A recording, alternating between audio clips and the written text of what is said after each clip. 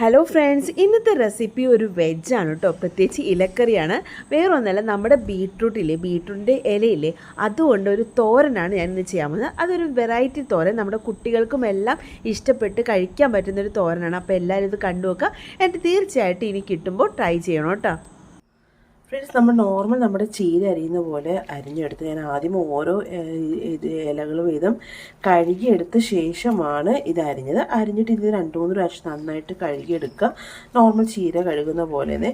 പിന്നെ ഫ്രഷ് ആയതുകൊണ്ട് നമുക്ക് ഇത് അഴുക്കുകൾ കുറവായിരുന്നു കേട്ടോ. ഓക്കെ, പിന്നെ നമുക്കിത് ക്ലീൻ ചെയ്തെടുക്കാം. ഫ്രണ്ട്സ്, ഇപ്പോൾ കഴുകിയെടുത്ത ചീര നമ്മളൊരു ചട്ടിയിലോട്ട് ആക്കിയിട്ടുണ്ട്. എന്നിട്ട് അതിൽ സ്വല്പം ഉപ്പിട്ട് കൊടുക്കുക. ജസ്റ്റ് ഒരു 2 മിനിറ്റ് ഒന്ന് വേവിച്ചെടുക്കുക കേട്ടോ. 2 മിനിറ്റ് ഒന്ന് ഇതാക്കുക. നമ്മൾ നോർമൽ ചീര ചെയ്യുന്ന അതേ സ്റ്റെപ്പാണ് കേട്ടോ ഫോളോ ചെയ്യുന്നത്. ഫ്രണ്ട്സ്, നമ്മുടെ ചീരയൊക്കെ ഇതേ ഒന്ന് ഒതുങ്ങി, ആ ഇലയൊക്കെ കണ്ട് ഇതുപോലെ ഒതുങ്ങി കിട്ടും. അപ്പോൾ ഒരു പകുതി വേവ് കഴിയും കണ്ടോ. ഈ ഒരു രീതിയിലാകുമ്പോഴത്തേക്കും നമുക്ക് ഗ്യാസ് ഓഫ് ചെയ്യാം. ഒരു ചീനച്ചട്ടി ചൂടാക്കുക. അതിലേക്ക് നമുക്ക് വെളിച്ചെണ്ണ, ഏതാ ഓയിൽ നിങ്ങൾ യൂസ് ചെയ്യണം അത് യൂസ് ചെയ്യാം. ഞാനിപ്പോൾ വെളിച്ചെണ്ണയാണ് എടുത്തിരിക്കുന്നത്. വെളിച്ചെണ്ണ ഒഴിച്ചെടുത്ത് ഒന്ന് ചൂടാകും. ചൂടായ എണ്ണയിലേക്ക് കുറച്ച് ചുമന്നുള്ളിയും വെളുത്തുള്ളിയും അരിഞ്ഞിട്ട് കൊടുക്കാം. ഇനി ഇതൊന്ന് മൂപ്പിച്ചെടുക്കാം. ഉള്ളി ചെറുതായിട്ട് മൂത്ത് വരുമ്പോഴത്തേക്ക് നമുക്ക് മഞ്ഞൾപ്പൊടി ഇട്ട് കൊടുക്കാം. പിന്നെ എരിവിനുള്ള മുളക് പൊടി, ഞാൻ കാശ്മീർ ചില്ലി പൗഡർ യൂസ് ചെയ്യണം, 1 ടേബിൾ സ്പൂൺ. പിന്നെ 1 ടീസ്പൂൺ മഞ്ഞൾപ്പൊടി. അപ്പോൾ തീ കുറച്ചൊന്ന് പതുക്കെ മൂപ്പിക്കാം. ഇനി ഇതിലേക്ക് നമുക്ക് ജസ്റ്റ് വേവിച്ച് നമ്മുടെ ചീര ഇട്ട് കൊടുക്കാം.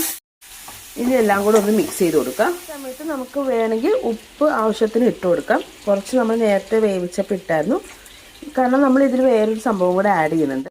ഇനി ഇതിലേക്ക് 2 മുട്ട നമുക്ക് 2 മുട്ട ഞാൻ പൊട്ടിച്ചിട്ടിട്ടുണ്ട്. ഈ മുട്ടയ്ക്ക് വരെ നിങ്ങൾക്ക് തേങ്ങ യൂസ് ചെയ്യാം. ഇതൊക്കെ ഇട്ട് ചീരത്തോരൻ ഉണ്ടാക്കി കഴിഞ്ഞാൽ കുട്ടികളെല്ലാം നന്നായിട്ട് കഴിക്കും. വേറെ ചാറ് കൂട്ടാനൊന്നും വേണ്ട, ഒഴിച്ചു കൂട്ടാനൊന്നും വേണ്ട. നന്നായിട്ട് എല്ലാം കൂടെ ഒന്ന് മുട്ടയിട്ട് മിക്സ് ചെയ്യാം. ഇപ്പോൾ ഇതേ നമ്മൾ മുട്ടയിട്ട ശേഷം നന്നായിട്ട് മിക്സ് ചെയ്ത് കൊടുത്തു. ചീരയിട്ട് 2 അല്ലെങ്കിൽ 3 മുട്ട വരെ നിങ്ങൾക്ക് ഇടാം. അതൊക്കെ നിങ്ങളുടെ ഇഷ്ടം അനുസരിച്ച് ഇടാവുന്നതാണ്. ആ സമയത്ത് നമുക്ക് ഉപ്പ് ആവശ്യമുണ്ടെങ്കിൽ ഉപ്പെല്ലാം ഈ ടൈമിൽ വേണമെങ്കിൽ ഇട്ട് അഡ്ജസ്റ്റ് ചെയ്യാം. അപ്പോൾ കറക്റ്റ് ഡേ നമ്മുടെ മുട്ടയിട്ട തോരൻ റെഡി ആയിട്ടുണ്ട്. അതായത് ബീട്രൂട്ട് ചീരയാണ് കേട്ടോ. ബീട്രൂട്ടിൻ്റെ ഇലത്തോരനാണ് നമ്മൾ ഉണ്ടാക്കിയിരിക്കുന്നത്. മുട്ടയൊക്കെ ഇട്ട് അടിപൊളിയാണ്. കുട്ടികൾക്ക് വളരെ ഹെൽത്തി ആയിട്ടുള്ളതാണ്. അപ്പോൾ ഇതുപോലെ നമുക്ക് കിട്ടുമ്പോൾ തീർച്ചയായിട്ടും, ഞാൻ മൂന്നാർ പോയപ്പോൾ വട്ടവട പോയപ്പോൾ മേടിച്ചതാണ്. ഇതുപോലെ മേടിക്കുമ്പോൾ ഇനി നിങ്ങൾ ട്രൈ ചെയ്ത് നോക്കാം.